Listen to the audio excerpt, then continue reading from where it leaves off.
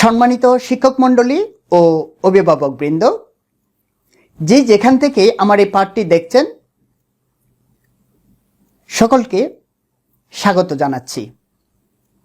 সুপ্রিয় শিক্ষার্থীবৃন্দ, আশা করি তোমরা ভালো আছো, সুস্থ আছো এবং পরিবারের সাথে নিরাপদেই আছো। প্রত্যাশাও তাই, তোমরা ভালো থাকবে, সুস্থ থাকবে এবং পরিবারের সাথে নিরাপদেই থাকবে এবং নিয়মিত পড়ালেখা করবে। প্রিয় শিক্ষার্থীবৃন্দ, আজ আমি তোমাদের সামনে একটি নতুন পাঠ নিয়ে হাজির হয়েছি। আশা করি পাঠটি তোমরা মনোযোগ সহকারে দেখবে। পাঠ উপস্থাপনায় আমি তোমাদের সাথে আছি engineer Palash Majumdar, instructor, Chandpur Janata high school and college, Comilla Sadar Dakshin, Comilla. চলো শিক্ষার্থীবৃন্দ, আমরা পাঠে যাই। পাঠ পরিস্থিতি একাদশ ও দ্বাদশ শ্রেণীর তথ্য যোগাযোগ প্রযুক্তির প্রথম অধ্যায় নিয়ে আমরা আলোচনা করব। প্রথম অধ্যায়ের একটি নতুন পাঠ নিয়ে। তোমরা একটি ভিডিও দেখো তো, এখানে আমরা কি দেখতে পাচ্ছি? এবার মহাকাশে নভোচারী পাঠাবে বাংলাদেশ। বঙ্গবন্ধু স্যাটেলাইটের মাধ্যমে বাংলাদেশ মহাকাশ যুগে প্রবেশ করেছে। এবার মহাকাশ নভোচারী পাঠানোর উদ্যোগ নিয়েছে বাংলাদেশ। 2022 সালে প্রথমবারের মতো মহাকাশ নভোচারী পাঠাবে বাংলাদেশ। গত শনিবার এক ফেসবুক পোস্টে এই তথ্য জানায় বাংলাদেশ অ্যাস্ট্রোনমিক্যাল অ্যাসোসিয়েশন। এর আগে শুক্রবার গুলশান ক্লাবে এই বিষয়ে সংবাদ সম্মেলন করেন বাংলাদেশ অ্যাস্ট্রোনমিক্যাল অ্যাসোসিয়েশনের চেয়ারম্যান মুশহুরুল আমিন। লিখিত বক্তব্যে তিনি বলেন, জাতির পিতা বঙ্গবন্ধু শেখ মুজিবুর রহমানের জন্ম শতবার্ষিকী উপলক্ষে চতুর্থবারের মতো আয়োজন করা হয়েছে স্পেস ফেস্ট 2020। এবারের আয়োজনে যুক্ত হয়েছে Bangladesh communication satellite company limited. এই কার্যক্রমে অংশ হিসেবে দক্ষিণ কোরিয়ার মহাকাশ কর্মসূচিকে অনুসরণ করে একজন নভোচারীকে যাচাই বাছাই শেষে 2022 সালে মহাকাশে পাঠানো হবে। তিনি বলেন, বিজ্ঞান ও প্রযুক্তি বিষয়ের শিক্ষার্থীদের মধ্য থেকে যাদের বয়স 22 থেকে 35 বছর এবং যারা মহাকাশে যেতে আগ্রহী তাদের আবেদন প্রথমে সংগ্রহ করা হবে। এরপর একাধিকবার তাদের মধ্য থেকে বাছাইয়ের জন্য বিভিন্ন দেশের নভোচারীদের দেশে আনা হবে আর যাচাই বাছাইয়ের মধ্য দিয়ে 10 জনকে নির্বাচিত করা হবে। এরপর নির্বাচিত 10 জনের মধ্য থেকে একজনকে রাশিয়াতে 15 মাসের ট্রেনিং এ পাঠানো হবে আর ট্রেনিং শেষ করার পর তাকে আন্তর্জাতিক স্পেস স্টেশনে 10 দিনের জন্য পরিদর্শনে পাঠানো হবে। যারা এই বিষয়ে আগ্রহী তাদের আগামী 1 জানুয়ারি 2020 থেকে www.astronomybangla.com ওয়েবসাইটের মাধ্যমে রেজিস্ট্রেশন করতে হবে। অন্যদিকে স্পেস ফেস্ট 2020 উপলক্ষে জানুয়ারি 2020-এর প্রথম দিন থেকে ডিসেম্বরের 10 তারিখ পর্যন্ত বিভিন্ন কর্মসূচি পালন করবে প্রতিষ্ঠানটি। এর মধ্যে রয়েছে 1 জানুয়ারি সানফেস্ট, জানুয়ারি 6 থেকে 16 তারিখ পর্যন্ত অ্যাস্ট্রো অলিম্পিয়াড, 17 মার্চ থেকে 22 মার্চ পর্যন্ত আন্তর্জাতিক স্পেস ক্যাম্প। এছাড়াও রয়েছে অ্যাস্ট্রোনমিদের সঙ্গে সাক্ষাৎ, অ্যাস্ট্রোনমিস্ট কর্মশালা, documentary show, astronomy exhibition, rocket বানানো প্রতিযোগিতা, চিত্রাঙ্কন প্রতিযোগিতা ও আন্তর্জাতিক সেমিনার। সাবস্ক্রাইব করুন আমাদের বায়োস্কোপ এন্টারটেইনমেন্ট চ্যানেলটি এবং বেল আইকনে ক্লিক করুন আমাদের পরবর্তী ভিডিও সবার আগে দেখার জন্য।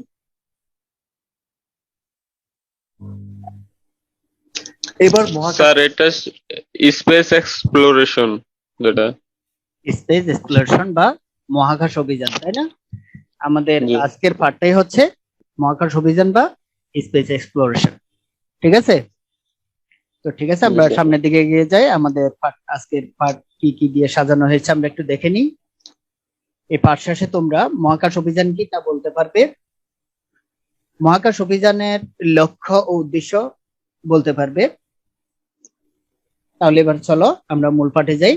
মহাকাশ অভিযান হচ্ছে পৃথিবীর বায়ুমণ্ডলের ঊর্ধ্বে মহাকাশ উড্ডয়ন এবং স্থানের পরিবেশ ও ভৌত ধর্মাবলীকে পর্যবেক্ষণ করা। এটাই হচ্ছে মূলত অভিযান।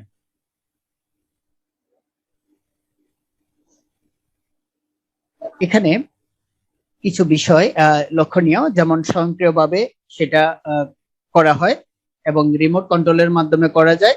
আবার নভোচারীবাহী মহাকাশ যান দ্বারাও এটা করা যায়। আমরা এখানে 3টি ছবি দেখতে পাচ্ছি। প্রথমটি হচ্ছে স্বয়ংক্রিয়ভাবে, তারপরে দ্বিতীয় ছবিটি দেখতে পাচ্ছি, এটা হচ্ছে নভোচারীবাহী মহাকাশযান। আর ডান পাশে যেটি দেখতে পাচ্ছি সেটি হচ্ছে আমাদের রিমোট কন্ট্রোলের মাধ্যমে সেটি নিয়ন্ত্রণ করা হয়। এবার আমরা জানবো মহাকাশ অভিযান পরিচালনার ক্ষেত্রে ব্যবহৃত হয়ে থাকে কি কি। এগুলো আমরা একটু দেখি।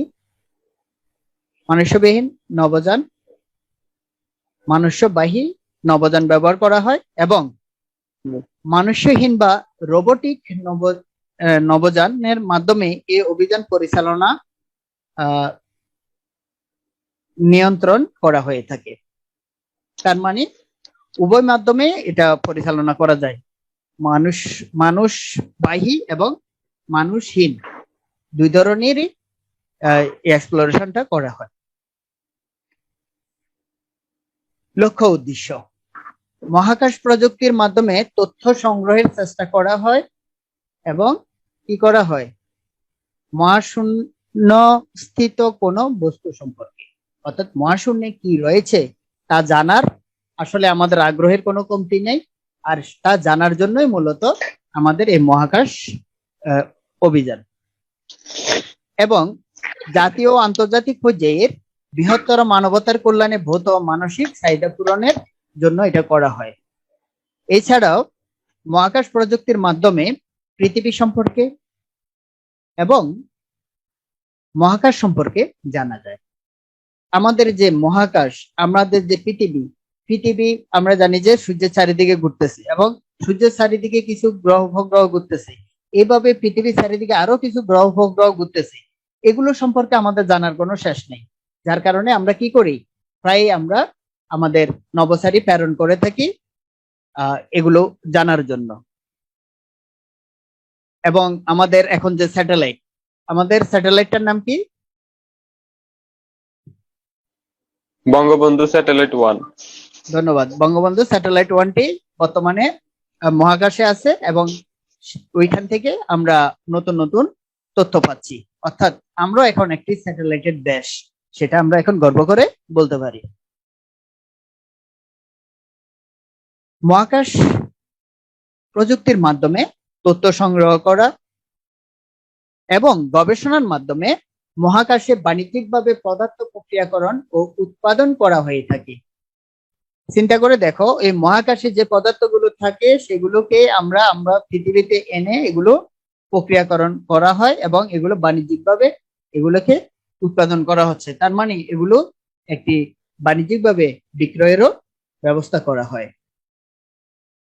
এছাড়া মহাকাশ প্রযুক্তির মাধ্যমে করা হয়ে থাকে উচ্চতর বৈজ্ঞানিক ও প্রযুক্তিগত গবেষণা।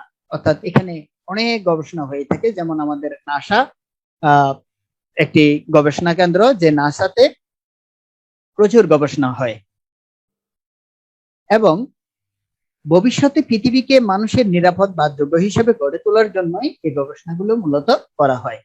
কারণ হলো আমাদের পৃথিবীকে গতিবিধি লক্ষ্য করে এটার কিভাবে এটা এগোচ্ছে বা কিভাবে প্রসারিত হচ্ছে এই বিষয়গুলো যদি আমাদের জানা না থাকে, আমরা তাহলে সেভাবে আমাদের নিজেদেরকে আমরা প্রস্তুতি নিতে পারবো না। যার কারণে আমাদের এই মহাকাশ প্রযুক্তির এই গবেষণাগুলো করা হয়ে থাকে।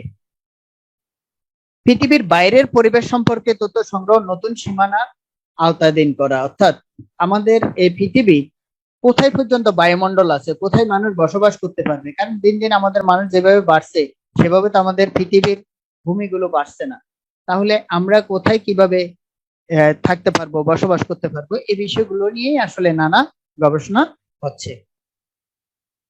এছাড়াও মহাকাশ প্রযুক্তির নেপথ্যে উদ্দেশ্য ছিল আধিপত্য বিস্তার করা এবং অন্য দেশের বিরুদ্ধে সামরিক ও কৌশলগত সুবিধা উন্নয়ন।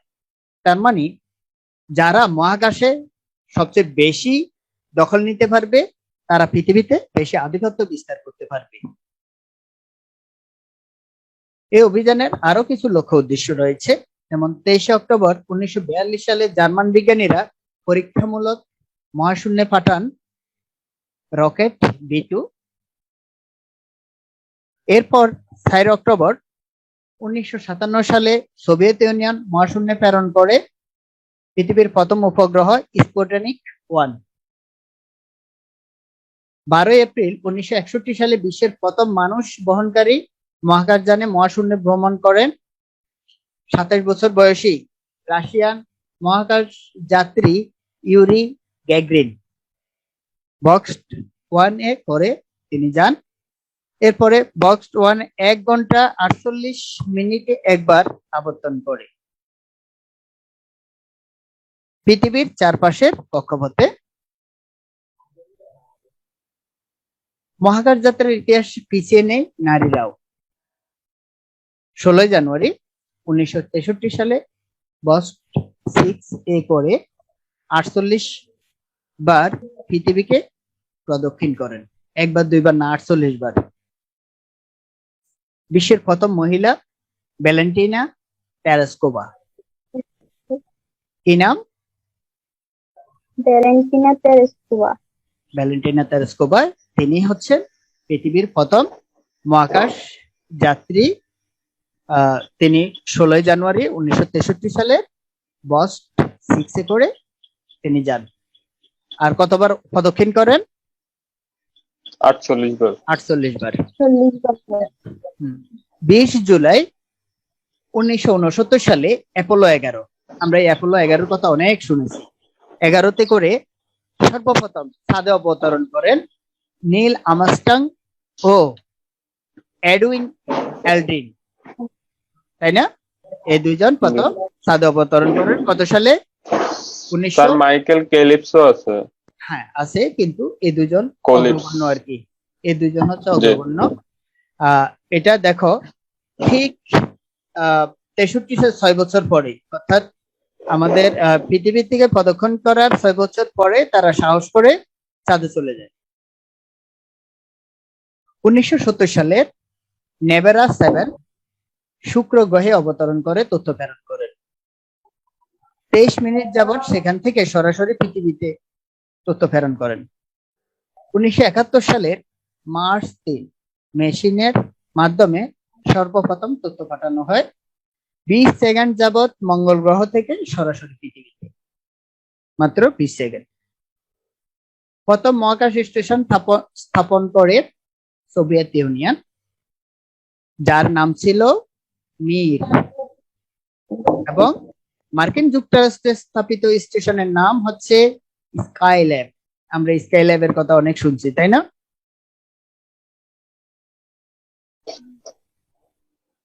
তোমরা কি স্কাইল্যাবের কথা শুনছো? জি স্যার। এটা হচ্ছে স্কাইল্যাবে মানে সবচেয়ে বড় স্টেশন ধরা হয় বর্তমানে। সেটা হচ্ছে মার্কিন যুক্তরাষ্ট্রের, তার মানে খুব পাওয়ারফুল একটা স্টেশন। তারা সারা পৃথিবী এভাবেই নিয়ন্ত্রণ করে। এর ফলে মহাকাশ অভিযানের কাজ আরো এগিয়ে যায়। মানুষ্যবাহী নভোযান বা মহাকাশ যান ছড়ে মহাকাশ অভিযানের মধ্যে উল্লেখযোগ্য যেমন রাশিয়ার সোয়েজ প্রোগ্রাম, তারপরে হচ্ছে যুক্তরাষ্ট্রের মহাকাশ শাটল প্রোগ্রাম, এবং বর্তমানে চলমান আন্তর্জাতিক মহাকাশ স্টেশন। এগুলো হচ্ছে উল্লেখযোগ্য অভিযানের মধ্যে। আচ্ছা, এতক্ষণ পর্যন্ত আমরা মোটামুটি আমাদের মহাকাশ অভিযান সম্পর্কে বিস্তারিত জানলাম। এখন আমরা জানবো, এতক্ষণ আমরা যে জেনেছি পৃথিবীর প্রথম উপগ্রহ কোনটি? স্পুটনিক 1। স্পুটনিক 1 নাকি বক্স-1? অ্যাপোলো 11 আছে, B2 না, আছে, এগুলো তো হচ্ছে রকেট। এগুলো প্রথম উপগ্রহ স্পুটনিক 1। এটাও না, এটাও না, এটাও না, এটাই স্পুটনিক 1। রাইট, তোমাদের উত্তর সঠিক হয়েছে।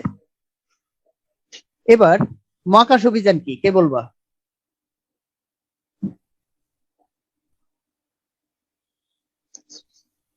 মহাকাশ অভিযান কি?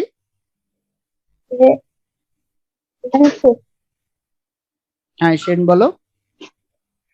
মহাকাশ অভিযান হচ্ছে মহাশূন্যের রহস্য আবিষ্কারের উদ্দেশ্যে মহাশূন্যের চালিত অনুসন্ধান অভিযান। Fine, very good. তারপরে প্রশ্ন হচ্ছে বিশ্বের প্রথম মহিলা নভোচারীর নাম কি, কে বলবা? Valentina Tereshkova. Valentina Tereshkova, very good. এবার তৃতীয় প্রশ্ন হচ্ছে বিশ্বের প্রথম মানুষবাহী মহাকাশযান মহাশূন্য ভ্রমণ করেন কবে? কবে করছিলেন? কত সালে? 1963 না 1961। 61, 63, 61 69? Sir, sure 61। 61। আচ্ছা, থ্যাংক ইউ। এরপরে দেখো, অ্যাপোলো 11 তো কেউ রে সর্বপ্রথম চাঁদে অবতরণ করেন কে কে? Neil Armstrong, Edwin Aldrin. Aldrin, এই দুইজন না? যে আচ্ছা, তো ঠিক আছে। এবার তোমাদের জন্য একটি বাড়ির কাজ। বাড়ির কাজটি হচ্ছে মহাকাশে ভূ-উপগ্রহ কিভাবে বদলে দিয়েছে আমাদের যোগাযোগ ব্যবস্থাকে, তারপর একটি প্রতিবেদন লেখো। অর্থাৎ এটার উপরে একটি প্রতিবেদন লিখবে এবং তা তোমরা সংরক্ষণ করে রাখবে। পরবর্তীতে তোমরা এটা আমাকে দেখাবে। ঠিক আছে? জি স্যার। তো ঠিক আছে, মোটামুটি আমাদের এই ছিল ক্লাস। তো সবাই ভালো থাকো। আজকের মতো ক্লাস আমরা এখানে শেষ করছি। আর তোমাদের কারো কোনো প্রশ্ন আছে? স্যার, গতকালকে প্রোগ্রাম নিয়ে একটু প্রশ্ন আছে।